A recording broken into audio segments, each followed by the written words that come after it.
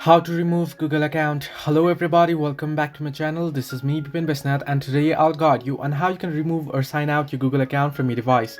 Now, the process itself is simple, but it might be a bit tricky for you, as you know that Google or any other app such as Gmail doesn't allow you or give you an option to log out or sign out. Now, how you can remove the Google account from your device, right?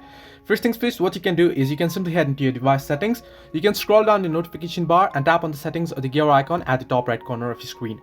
Once you do so here, you'll be into your settings on your device, and the settings, what you want to do is you want to scroll down and you want to look in for the option account and backup. Now you can see Google services option just below it. Don't get confused, it's not that option, it's the option that says accounts and backup. Once you tap on accounts and backup, you'll find the option that says manage accounts. Simply tap on it, and now here you'll get the list of accounts that is on your device, and including your Google, Facebook and any other accounts. Now here, simply tap on the particular Google account that you wish to remove from your device, and then tap on remove account and it'll get removed. So this way you can remove Google account from your device. Hope this helped you. Do like and subscribe, and do not forget to leave a comment down below if you have any further issues.